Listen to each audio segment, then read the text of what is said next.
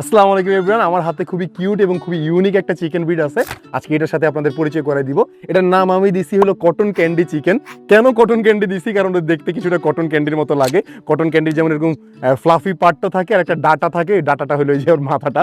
এটার নাম হলো নেকেড নেক সিল্কি চিকেন। সিল্কি কেন নামকরণ করা হয়েছে? অন্য অন্য চিকেনের মতো ওর ফেদারগুলো দেখতে একটু ডিফারেন্ট। আপনি যদি খেয়াল করেন, হ্যাঁ, কিছুটা পার্সিয়ান ক্যাটের মতো দেখতে না, একদম ফ্লাফি, খুব সুন্দর দেখতে। এজন্য ওর নামকরণ করা হয়েছে সিল্কি। সেকেন্ড, ওকে নেকেড নেক সিল্কি বলা হয় কারণ ওর গলায় কিন্তু কোনো পশম নেই। আপনি যদি খেয়াল করেন, ওর গলায় কিন্তু একদমই পশম নেই। বাংলা যেমন আমরা গলা ছিলা মুরগি বলি না, এটা আসলে একটা গলা ছিলা সিল্কি মুরগি। থার্ড একটা ইউনিক ব্যাপার আছে যে ওর যে মিটটা হয় সেটা একদম ফুল ব্ল্যাক হয়। আপনি যদি ওর গলার দিকে আবার একটু তাকান, দেখবেন যে ওর গলাটা কুচকুচে কালো।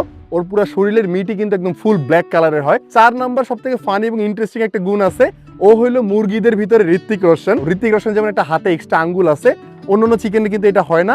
জাস্ট সিল্কি চিকেনেরই ভিতরেই এই যে একটা এক্সট্রা থাম হয়। হ্যাঁ, নর্মালি চিকেনের 4টা আঙ্গুল হয়, ওদের হয় 5টা, মানুষের হাতের মতো।